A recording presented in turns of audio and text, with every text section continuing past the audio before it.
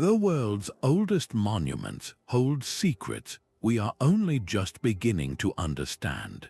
These are not simple piles of rock, but sophisticated repositories of knowledge built with hidden architectural codes.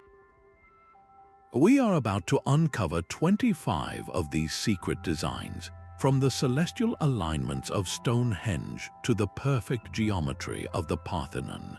You will discover how ancient builders embedded advanced mathematics, forgotten technologies, and celestial maps into their structures, permanently changing your view of history.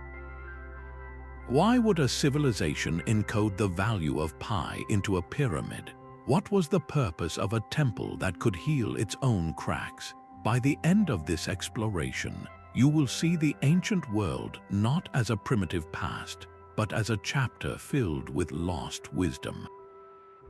What forgotten truth about human civilization do you think is still waiting to be found? That celestial map in stone points to a civilization obsessed with perfect order. This obsession reveals itself in the second hidden code, the principle of sacred geometry. Look beyond the sheer scale of the Great Pyramid to its breathtaking proportions. The ratio of its perimeter to its height is remarkably close to 2 times pi, the fundamental constant of a circle. This is no coincidence. It means the builders encoded a profound mathematical relationship between a square base and a circular form, a symbolic squaring of the circle. This geometric code was a philosophical statement, a way of harmonizing the earthly realm, represented by the square, with the divine and eternal, represented by the circle. The pyramid becomes more than a tomb. It is a model of the cosmos, its dimensions a frozen equation of universal principles. This use of sacred geometry is a recurring language across the ancient world. From the spirals found in Neolithic tombs to the perfect golden ratios etched into Greek temples, these forms were believed to hold power, to resonate with the very fabric of creation. They were not just decorative, they were functional, perhaps even vibrational, and this leads to a startling possibility. Could these geometric codes have been meant to do more than just represent cosmic order? Could they have been designed to actively harness energy from the Earth itself? That very question of harnessing energy finds a profound answer in the invisible mathematics of beauty. The Parthenon stands on the Athenian Acropolis not just as a ruin, but as a silent symphony of calculated perfection. Its columns rise with a subtle curve, its elements arranged according to a precise and powerful number, approximately 1.618, known as the golden ratio. This is not a number invented by mathematicians in an ivory tower. It is a code woven into the spiral of a nautilus shell, the seed pattern of a sunflower, and the proportions of the human body. The ancient Greeks saw this ratio as the divine formula for visual harmony, the mathematical secret to what we simply call beauty, and they deliberately encoded it into their most sacred temple. Look beyond the marble to the underlying blueprint. The ratio of the building's length to its width mirrors the golden ratio. The height of the facade to its width also aligns with it. Even the spaces between those majestic columns are believed to follow this sacred geometry. The architect Phidias did not use this ratio by accident. He was making a philosophical declaration in stone that a temple to a goddess should embody the same perfect order found in the natural world. The entire structure becomes a geometric manifesto, a declaration that true beauty is not a vague feeling, but a measurable, universal truth. This pursuit of perfection, however, was not confined to temples of worship. It begs a compelling question. How did this deep understanding of mathematics and proportion translate into the pragmatic, world-conquering ambitions of another civilization? The Romans would answer not with philosophy alone, but with raw, undeniable engineering might. the Romans answered with a durability that defies the centuries. While the Greeks perfected the mathematics of beauty, Roman engineers encoded a different kind of genius into their materials, a secret of longevity we are still struggling to match. Look at the Pantheon in Rome, its vast dome, an unsupported masterpiece of concrete that has endured for nearly 2,000 years. The hidden code here is not a celestial alignment or a sacred ratio, but a chemical recipe, a brilliant accident of ancient material science. For generations, the secret of Roman concrete was a mystery, its strength a source of wonder. Why do modern concrete structures crumble after decades while Roman harbors and aqueducts stand firm in the sea? The answer was discovered in tiny white chunks within the ancient material known as limeclasts. Researchers, including a team from MIT, found that these limeclasts are not a flaw. They are the key to a self-healing property. When a tiny crack forms in the concrete and water seeps in, it reacts with this lime, creating a calcium silicate hydrate gel that instantly fills and repairs the fissure. This is an ancient form of biomimicry, a technology that mimics the healing process of a living organism. The Romans, perhaps without fully understanding the molecular chemistry, had perfected a concrete that could heal its own wounds. Their code was a specific mixture of volcanic ash, lime, and even seawater, creating a material that did not just resist time, but actually improved with age. This reveals a profound truth that some of the most powerful architectural codes were not symbolic, but brutally practical, encoded for pure survival and endurance. It makes you wonder what other practical knowledge for managing the basic necessities of life was locked away in stone. This question leads us directly to a monument built not for gods or emperors, but for the most vital resource of all, water. While the Romans were perfecting self-healing concrete, an entire civilization had already mastered the flow of water on a city-wide scale. In the baked earth of the Indus Valley, the lost city of Mohenjo-Daro reveals a hidden code not of empire or divinity, but of pure, practical genius for communal life. Walk through its carefully planned streets, and you are not seeing a haphazard collection of buildings, but a meticulously engineered machine for healthy living. The code here is a master plan for hydraulic engineering, a system of public health so advanced it would not be rivaled for thousands of years. Nearly every house contained its own bathroom and a dedicated well, with wastewater channeled into covered, brick-lined drains that ran beneath the main avenues. The entire city was built on a precise grid with a subtle, calculated slope, a gentle gravity that guided waste away from homes and into a centralized sewer system. At the heart of this hydrological network stood the Great Bath, a watertight, monumental pool that likely served a profound ritual purpose, showing how cleanliness and spirituality were intertwined. This was not a reactive solution, it was a proactive code for civilization itself, a built-in declaration that a society's strength depends on the health of its people. The standardization of bricks, the uniform widths of the streets, and this universal access to sanitation point to a remarkably organized and egalitarian society. They encoded their values of order and collective well-being directly into their urban fabric. But if one civilization could encode its social ideals into city planning, how did others express their entire cosmic worldview in a single, breathtaking structure? The answer lies in a temple that is itself a map of the universe. High in the Andean clouds, Machu Picchu's stones converse directly with the heavens.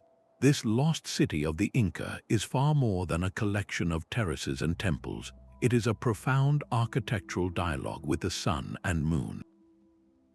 The entire settlement is a celestial instrument, its hidden code written not in symbols, but in the interplay of light and shadow across its granite surfaces. At its heart stands the Teotihuacan stone, the hitching post of the sun. This intricately carved pillar is a masterwork of astronomical engineering, functioning as a perfect clock and calendar for its creators. During the equinoxes, the sun stands directly above the pillar, casting no shadow at all, a moment of perfect balance. On the solstices, the stone's angles catch the sunlight to cast distinct, meaningful shadows that mark the sun's lowest and highest points in the sky. This was not mere observation, it was vital intelligence. By tracking these solar events with stone, the Inca could precisely predict the changing seasons, dictating the optimal times for planting and harvest in their precarious mountain environment. This knowledge was the difference between prosperity and famine, encoded directly into the living rock, but the solar alignments extend beyond this single stone. The Temple of the Sun features carefully positioned windows that capture the first rays of the rising sun on the winter solstice, illuminating a sacred altar within. Other niches and structures are oriented to frame the rising and setting of specific stars and the cyclical phases of the moon, integrating the entire lunar calendar into the city's fabric. Machu Picchu itself becomes a vast observatory, a machine built to synchronize human ritual with the immutable cycles of the cosmos.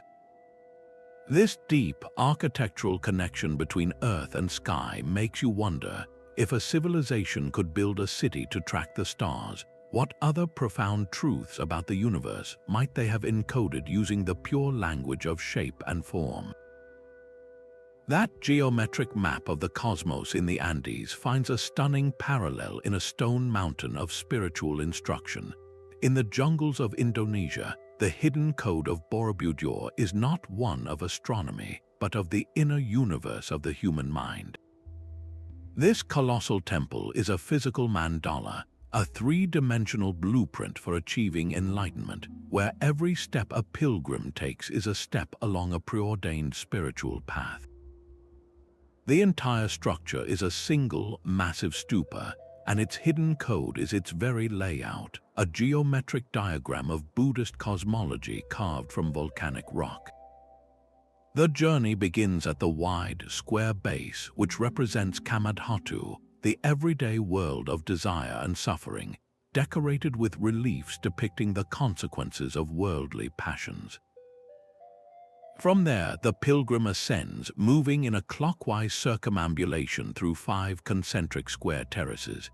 This is the world of forms, Rupadhatu, where over 1,400 narrative panels carved into the walls illustrate the life of the Buddha and his previous incarnations, teaching the path to overcoming desire. The act of walking and viewing is a form of meditation, a slow unwinding of the self. Finally, the path opens onto 3 vast circular terraces at the summit.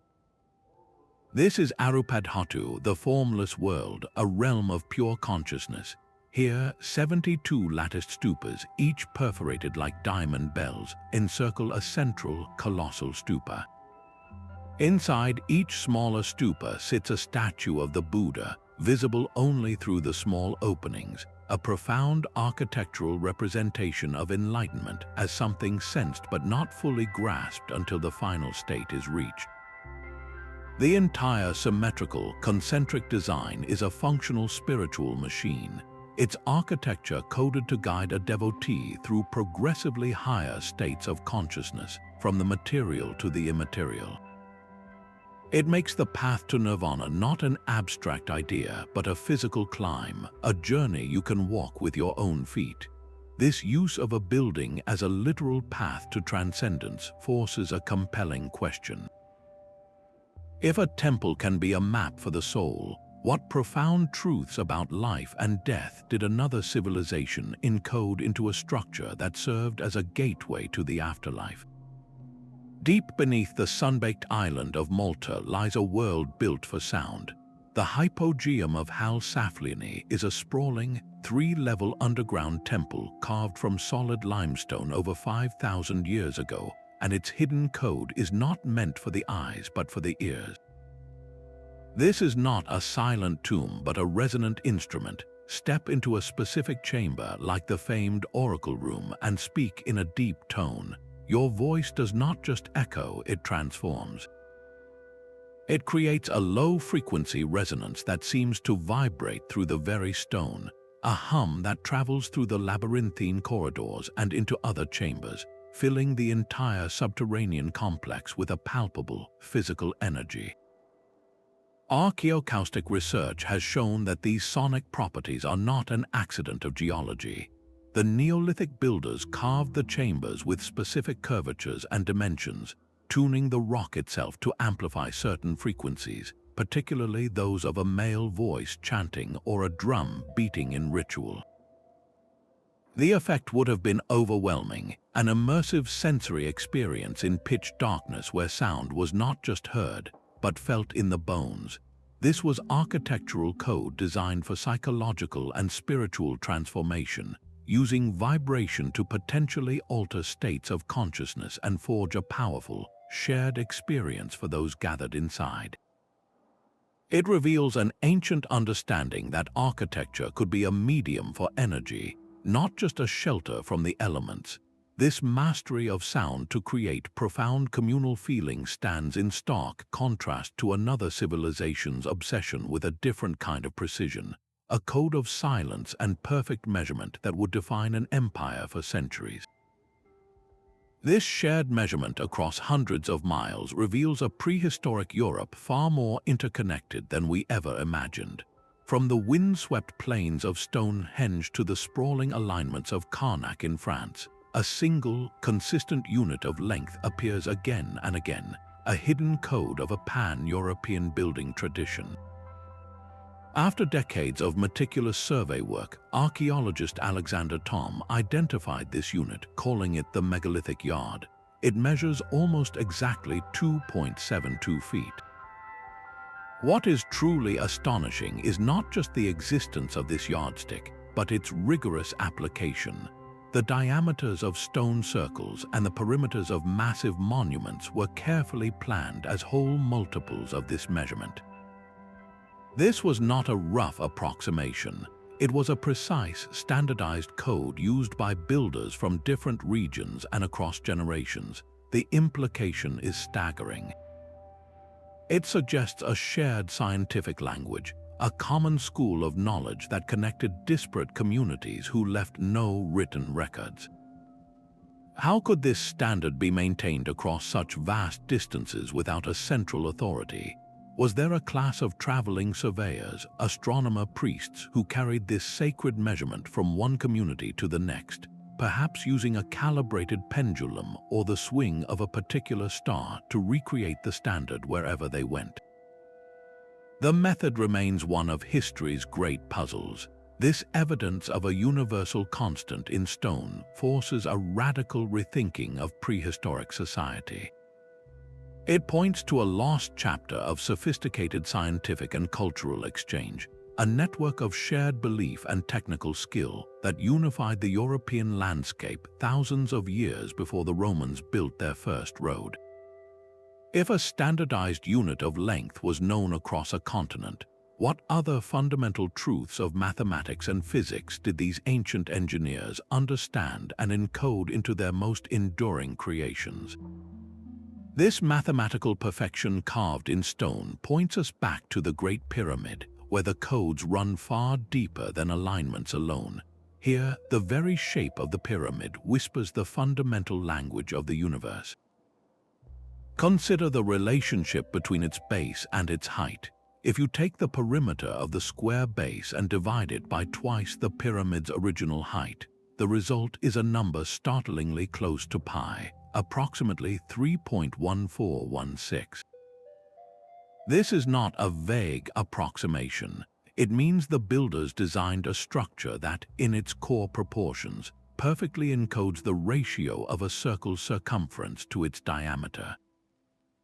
They represented the eternal constant of a circle within the fixed angles of a square, a profound geometric fusion, but the mathematical marvel does not end there.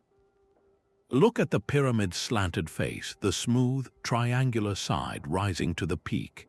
The length of this slanted face, when compared to half the length of the base, gives a value incredibly close to another universal constant, the golden ratio phi, approximately 1.618.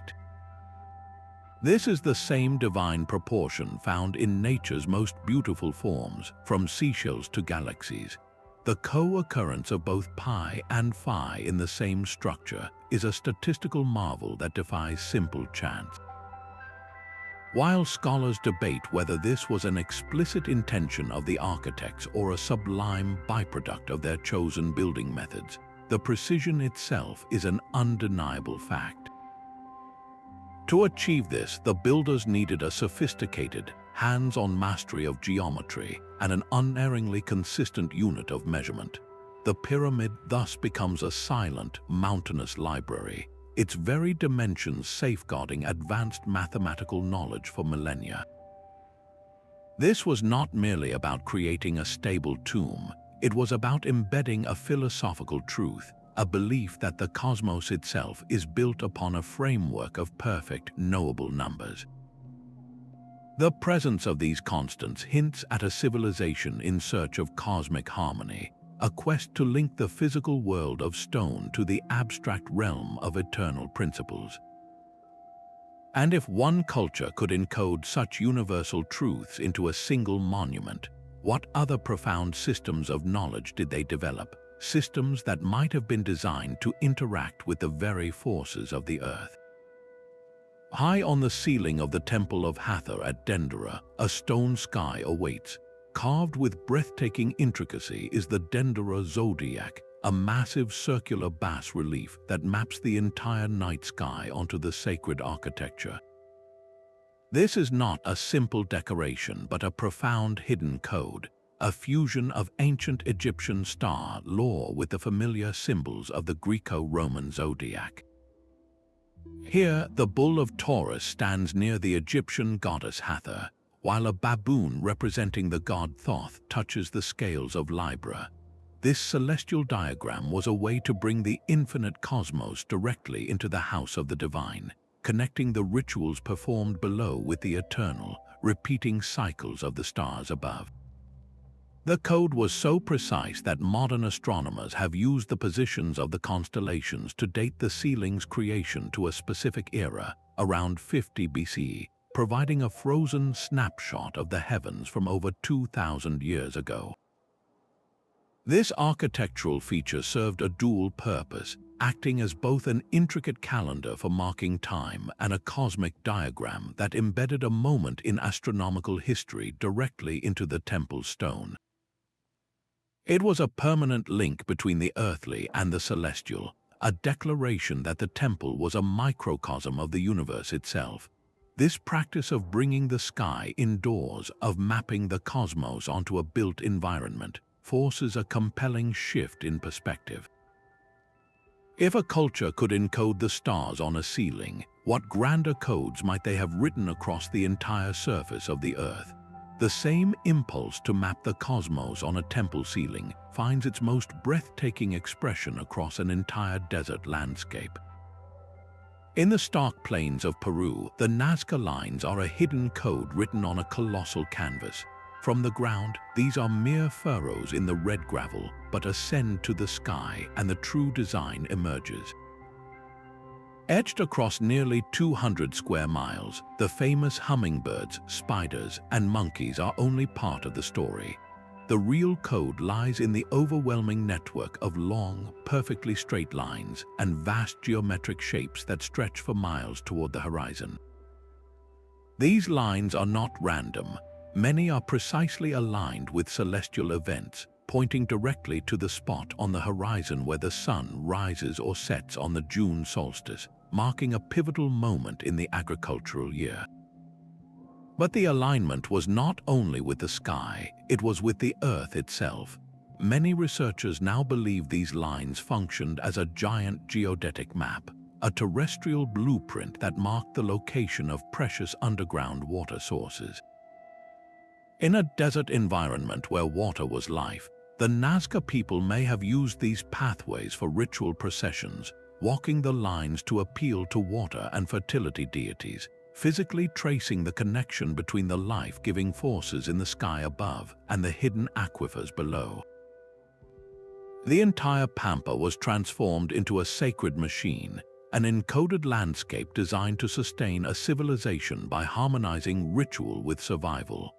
The sheer scale of these creations, which can only be comprehended from an aerial view their creators never had, forces us to wonder what other profound knowledge was expressed not in buildings but directly upon the skin of the earth.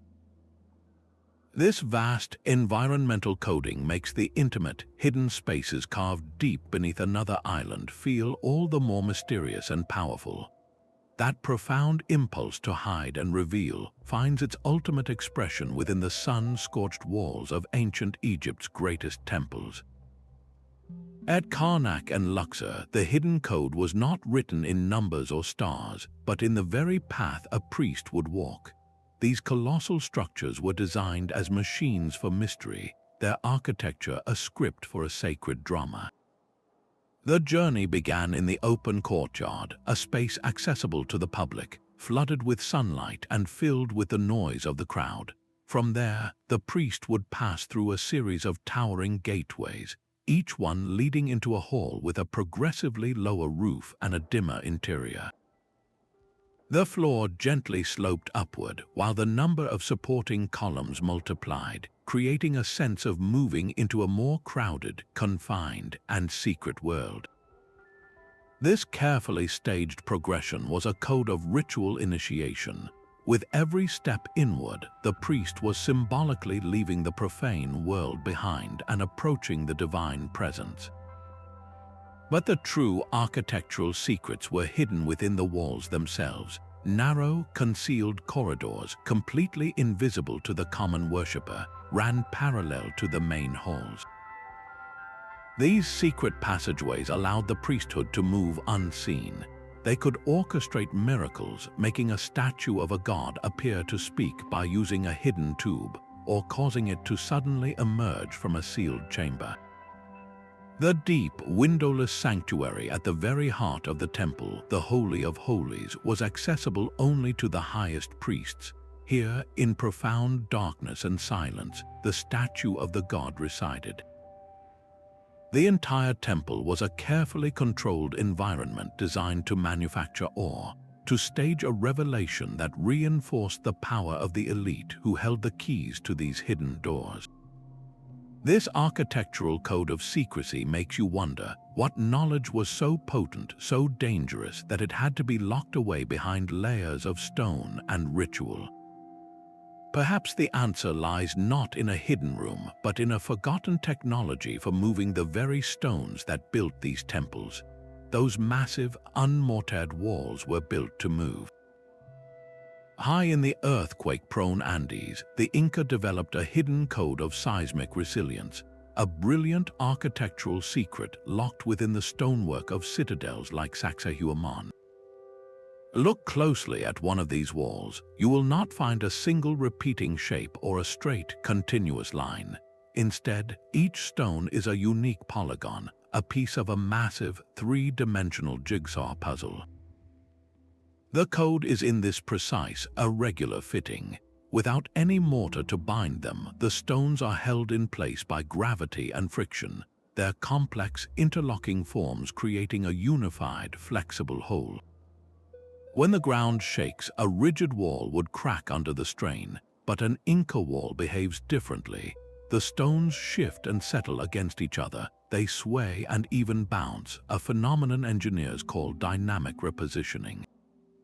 The entire structure dances for a moment, and then, when the tremor passes, it settles back into a stable, locked position. This is not a design that resists seismic force. It absorbs and disperses it. The trapezoidal shape of every door, window, and niche reinforces this brilliant strategy. The inward sloping sides and the way the lintels are slightly set into the wall above create a structure that is wider and more stable at the base, funneling energy downward and preventing a collapse from the top. This was not guesswork. It was a deep, empirical understanding of physics and geology, a code refined over generations living in one of the most volatile landscapes on Earth. The Inca chose to build in harmony with the planet's raw power, not fight against it, and in doing so, they created monuments that have withstood centuries of violent shaking. This profound respect for natural forces, however, stands in stark contrast to another civilization's obsession with defying a different kind of power entirely, the relentless passage of time and the finality of death. That stone dance against earthquakes reveals an architecture in harmony with the earth, but a different kind of harmony was achieved in a tomb that welcomed the sky itself. In the Boyne Valley of Ireland, the great passage tomb of Newgrange holds a solar secret of breathtaking precision. This massive, circular mound, older than both Stonehenge and the Great Pyramid, is far more than a resting place for the dead. Above its main entrance, a subtle but critical feature known as the roof box was engineered with astonishing care. This is a specially constructed slit, a narrow window of stone positioned high above the passage opening. For the entire year, this box remains dark, its purpose hidden, but for a few precious days around the winter solstice, something miraculous occurs.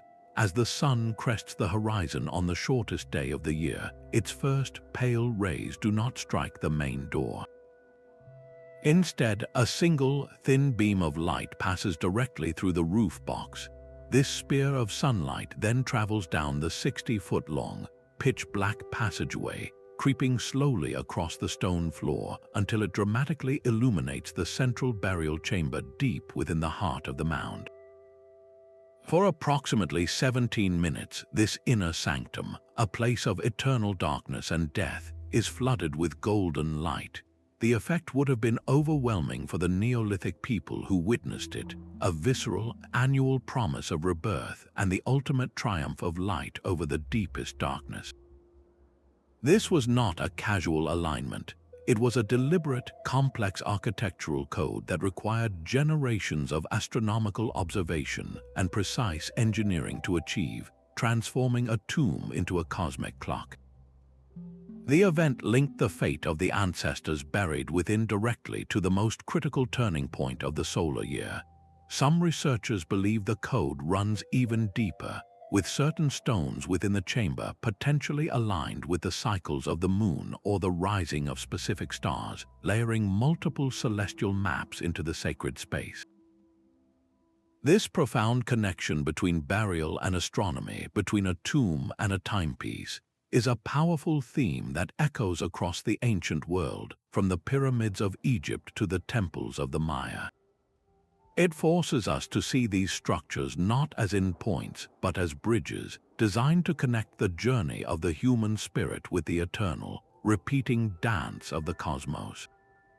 That grand urban code, written across an entire city, forces us to look closer at the smaller, intricate designs held within individual artifacts. In Teotihuacan, the hidden cosmological blueprint is not just in the placement of the pyramids, but in the very ground you walk on. The vast Avenue of the Dead is far more than a processional road. It is the central axis of a universe in miniature. The city's entire orientation, set at 15.5 degrees east of true north, was a deliberate alignment with the heavens. This was not a random angle. Many researchers believe it was locked onto the cyclical setting of the Pleiades star cluster, a celestial beacon of immense importance across Mesoamerican cultures, often associated with the agricultural cycle and the renewal of time. The entire metropolis was a terrestrial model of the cosmos. The Pyramid of the Sun, a colossal man-made mountain, anchors the center of this cosmic map, while the Pyramid of the Moon at the northern terminus and the intricately carved Temple of the Feathered Serpent create a powerful triad, mirroring a sacred geography understood only by its builders. The code here is one of urban planning as the highest form of sacred art. The city itself was a physical manifestation of a creation myth, a place where the spiritual and the daily lives of its 100,000 inhabitants were governed by the stones beneath their feet. The precise distances and angles between these monumental structures point to a master plan based on a standardized unit of measurement and generations of complex astronomical observation. Every step through Teotihuacan was a step through a living calendar and a divine story. This profound integration of belief into architecture makes you wonder what other civilizations used the language of urban design to express their deepest understanding of the world. The silent language of the Phaistos disk speaks in a code we can no longer hear.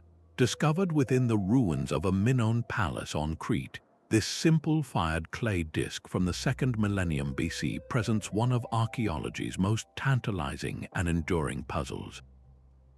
Its surface is a spiral of mystery stamped on both sides with 45 distinct symbols, a menagerie of walking men, shaved heads, captive birds, carpenter's tools, and blossoming plants. This is not a grand architectural feature, but a hidden code made portable, a message physically embedded in a clay artifact that was found within a monumental complex. The very method of its creation is what makes it so revolutionary. Each symbol was pressed into the clay using a separate, pre-formed stamp, a technique that predates the invention of movable type by over 3,000 years. It was a one-off technological marvel, a fleeting spark of genius in a world of handwritten scripts. Was this a sacred hymn, a set of royal laws, or perhaps a great epic story? We simply do not know. The meaning of its 242 sequenced symbols continues to defy every attempt at translation, a stark and humbling testament to the vast oceans of human knowledge that have vanished without a trace. This profound loss of language forces us to look for a different kind of communication, one that transcends words and relies solely on the universal vocabulary of shape and number. That same impulse to encode mathematics in stone finds its purest expression on a humble slab of clay. Long before Pythagoras formulated his famous theorem, Babylonian scribes were using its principles as a routine tool. A small tablet known as Plimpton 322, dating from around 1800 BC, holds a stunning secret. It is not a list of goods or a royal decree, but a meticulous table of Pythagorean triples. These are sets of 3 whole numbers that perfectly describe the sides of a right-angled triangle, like 3, 4, 5, where 3 squared plus 4 squared equals 5 squared. This was not abstract theory for them, it was a powerful, practical code. For any engineer laying out the foundation of a temple, a canal, or a towering ziggurat, creating a perfect right angle was the most critical first step. By stretching a rope knotted into segments of 3, 4, and 5 units, they could instantly generate a flawless right angle, ensuring their structures were square and true. This tablet reveals that these ancient Mesopotamians possessed a working, empirical knowledge of a mathematical relationship we associate with Greek philosophy centuries later. The code was hidden not in a grand monument, but in the administrative records of a civilization that viewed advanced calculation as essential bureaucracy. This forces a profound shift in our perspective. The precise geometric layouts of their cities, the perfect alignments of their walls, were not achieved by guesswork. They were the direct result of this codified mathematical genius, applied by surveyors and engineers to shape their entire world. It makes you wonder what other advanced concepts, now lost, were once considered simple tools of the trade. Deep within the Guatemalan jungle, the temples of Tikal rise like stone mountains from the canopy. Their silhouettes are not a random collection of peaks, but a symphony composed in stone, a hidden code of volumetric harmony. While we often study a building's height or footprint, the Maya architects thought in 3 dimensions, calculating the very mass and volume of their pyramids with specific mathematical ratios. This was not merely about creating impressive structures, It was about expressing the concept of holiness through geometric perfection. Researchers analyzing the city's layout have discovered that the proportions of one temple's volume often relate directly to its neighbors, creating a city-wide geometric scheme. The entire skyline was a single, coherent mathematical statement. This visual and symbolic harmony was a direct reflection of the Mayas' complex cosmology, a belief that the universe itself was ordered by precise, knowable numbers. The code, however, did not stop with form. These volumetric calculations were seamlessly integrated with a celestial map. The precise orientation of the major temples, like Temple Roman IV, was locked onto the cyclical movements of the Sun and the planet Venus. The Maya tracked Venus with incredible precision, associating its appearances with war and divine authority. By aligning their pyramids of perfect volume to this celestial dance, they created a multi-layered architectural language where mathematics, astronomy, and spirituality became one. This sophisticated fusion of form and function reveals a civilization that saw no separation between the physical world and the cosmic order.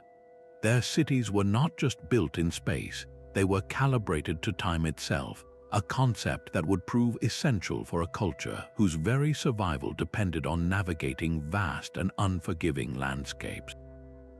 Across the endless blue of the Pacific, the Polynesian Mari stand as silent tutors of the stars. These sacred stone platforms, found on remote islands from Tahiti to the Marquesas, were far more than just open-air temples for ceremony and community gathering. A hidden code of navigational genius was etched into their very foundations. Researchers studying the alignments of specific Mari have found that their central axes and keystones are precisely oriented toward the rising and setting points of crucial navigational stars, like the brilliant Sirius or the unmistakable Southern Cross. For the Polynesians, the most accomplished open ocean voyagers in human history, these stone structures became a fixed, land-based reference system, a stone computer permanently programmed with celestial data. After a long and disorienting voyage, a navigator could come ashore and use the Mari to recalibrate his mental map of the stars, verifying his position and preparing for the next journey into the unknown. This was a code of pure, practical necessity, a way to embed the life-saving knowledge of celestial navigation directly into the spiritual heart of a community. The most sacred space was also the most practical, ensuring that the secret of traversing thousands of miles of trackless ocean would never be lost. This brilliant fusion of heaven and earth, of faith and exploration, shows how a culture can build its survival manual directly into its architecture. It makes you wonder if we have lost that deep, physical connection to the cosmos, that tangible link between the ground beneath our feet and the stars that guide us. Venus was not the only celestial body demanding such architectural precision. The Maya obsession with planetary motion finds a breathtaking parallel across the world, in a structure built by a civilization equally consumed by the heavens. The Kukulkan Temple, also at Chichen Itza, is a pyramid that performs a singular, spectacular miracle twice a year. During the spring and autumn equinoxes, as the sun sets, a stunning play of light and shadow unfolds across the main staircase. The stepped terraces of the pyramid are designed with such geometric perfection that the setting sun casts a series of triangular shadows down the balustrades. These shadows connect to form the undulating body of a massive serpent, slithering down from the temple at the summit to join with a stone serpent head carved at the base of the staircase. This is not a vague resemblance, it is a precise, predictable, and deliberately engineered light show. The effect is that of the feathered serpent god Kukulkan descending from the sky to earth, a direct manifestation of divine power choreographed by the building itself. The pyramid's code is a multi-layered masterpiece of solar alignment. Its 91 steps on each of its 4 sides, plus the top platform, equaling 365, the number of days in the solar year. It is a calendar, a cosmic symbol, and a theatrical stage all fused into one stone structure. This architectural deification of a planet, turning a pyramid into a clockwork god, forces a profound question. If one culture could build a temple that brought a god to life with sunlight, what other impossible feats of engineering did ancient societies achieve by aligning their will with the cosmos? This medieval obsession with number was itself a sacred echo of a far older tradition. High in the French countryside, the soaring stone of Chartres Cathedral is a symphony of encoded numbers, a hidden theological language written in geometry and light. For the largely illiterate population of the Middle Ages, this was their Bible, a building designed not just to inspire awe, but to impart the entire structure of Christian doctrine through its very form. Look at the floor and you will find the labyrinth, its path a symbolic journey of 11 concentric circles, a number evoking sin and penitence, leading the faithful on a physical pilgrimage toward a center representing God. The three great rose windows, glowing with jewel-toned glass, are a direct representation of the Holy Trinity, while the four sides of the cathedral's cross-shaped floor plan honor the four evangelists. The code runs through every measurement. The nave is flanked by 7 pillars on each side, reflecting the 7 sacraments and the 7 deadly sins, a constant architectural reminder of the path to salvation. Even the 12 smaller chapels encircling the choir and the 12 apostles depicted in the windows reinforce the foundation of the church. Every number was chosen, every count deliberate. This was not random decoration. It was a sophisticated system of memory and meaning, a multi-sensory classroom where a worshipper could learn complex theology simply by walking, looking, and counting. The entire cathedral becomes a 3-dimensional textbook, its stone and glass whispering the secrets of the faith to those who knew how to read its numerical code.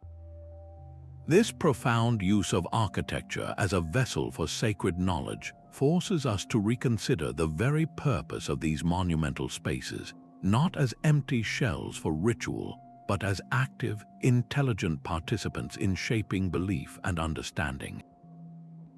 The Sphinx stone gaze across the Giza Plateau may be fixed on a moment in time far more ancient than we ever believed.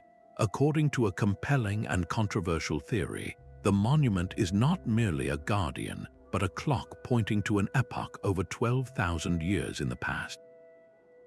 This is the hidden code of axial precession, the slow, 26,000-year wobble in Earth's rotation that gradually shifts the stellar backdrop of the equinoxes. The theory proposes that the Sphinx, with its leonine body, was designed to align with the constellation of its own celestial counterpart. Around 10,500 BC, on the dawn of the vernal equinox, the constellation Leo would have risen directly in the east, perfectly mirrored by the lion statue on the ground, as if the earthly Sphinx was greeting its heavenly twin. This Sphinx-Leo correlation suggests the monument is a marker for the age of Leo, encoding a specific, monumental date in its very form and orientation. If true, this would mean the Sphinx is a relic of a lost civilization with a sophisticated understanding of a celestial cycle, so vast it is barely perceptible across dozens of human generations. The conventional dating of the Sphinx to the Old Kingdom would be off by a staggering margin. While mainstream Egyptology disputes this interpretation, the idea itself is profound. It forces us to ask, why would any civilization build a monument to mark a time scale so immense that no single person could ever witness its full cycle? The answer may be that these architectural codes were never meant just for the people who built them. They could be messages in a bottle cast across millennia, intended for a future age that would finally possess the knowledge to read them. They are records of a deep, forgotten past, deliberately set in stone as a legacy for us to discover. This notion of a monument as a time capsule, designed to communicate across the abyss of time, leads directly to another code, one that speaks not of the past, but of a future yet to unfold. A stone standing for millennia can gather more than just lichen. It can collect languages. Across the windswept hills of Ireland and Britain, many ancient monoliths bear a second, more recent secret carved directly into their skin, the Ogham script. This is an early medieval alphabet, a starkly simple code of groups of lines and notches scored along the sharp edge of a stone. Each set of marks represents a letter, often spelling out personal names like Finn or Cormac and marking territorial boundaries. But the true hidden code is not just the language itself. It is the fact that this medieval writing was so often carved onto stones that were already ancient, monuments raised by Neolithic or Bronze Age peoples thousands of years earlier. This was a deliberate act of recontextualization. A later culture, perhaps unable to fully recall the original purpose of these powerful, looming stones, recognized their inherent significance. By inscribing their own names and claims onto them, they were not defacing the past, they were stitching their own story into its fabric, claiming a share of its ancient power and sanctity. The standing stone becomes a palimpsest, a single physical object that has been written upon more than once, with each layer of meaning telling a different chapter of a much longer human story. To truly understand such a site, you cannot look only at its astronomical alignment or its primal shape. You must also read this later linguistic code and ask why these people felt such a deep, continuous reverence for this specific place. It shows that the impulse to communicate identity and territory through stone is a universal human constant, a code that transcends any single civilization and weaves a far more complex and interconnected tapestry of history than we often imagine. The very stone of the Great Pyramid might be its most profound secret. A radical theory challenges everything we think we know about its construction, suggesting the hidden code is not in the pyramid's shape, but in its substance. According to the geopolymer theory proposed by materials scientist Joseph Davidovits, many of the massive limestone blocks were not cut from distant quarries and dragged into place. Instead, they were cast like modern concrete, poured directly into wooden molds on the rising pyramid. The lost architectural code here is a chemical recipe, a sophisticated form of ancient material science. The proposed process involved taking soft, disaggregated limestone from the Giza Plateau itself, mixing it with a special binder derived from natron salt and other local materials, and adding water to create a slurry. This geopolymer soup could then be transported in buckets and poured into formwork, hardening into a synthetic stone that is chemically indistinguishable from natural limestone. This single technological code would solve multiple long-standing mysteries. It explains the superhuman precision of the block fitting, with joints too tight for a razor blade because the material was poured and set against its neighbor. It accounts for the curious lack of tool marks on many stones and the absence of the massive rubble one would expect from quarrying millions of blocks. If true, this means the pyramid builders were not just master stonemasons, but advanced chemical engineers. They possessed a hidden knowledge of geochemistry, a code for manipulating the very earth beneath their feet to create a perfect monolithic structure. This idea transforms the narrative from one of brute slave labor to one of organized, intelligent industry. It suggests a lost chapter in human technology, a revolutionary building method that was somehow forgotten for millennia. This possibility forces a fundamental re-examination of all our assumptions. If we have been wrong about the basic substance of the pyramid, What other foundational truths about the ancient world are waiting to be overturned? Across the islands of Indonesia, stone itself was believed to hold a living spirit. On Nias Island, ancient megaliths and ancestor statues were far more than art. They were functional devices in a constant spiritual negotiation. Their hidden code was one of animistic security, a permanent architecture for managing the unseen. These stones were active traps and dwellings for spirits. A carefully carved ancestor figure with its stylized features and imposing posture was not a mere representation. It was a vessel, a home designed through specific ritual and iconography to attract a benevolent ancestral spirit.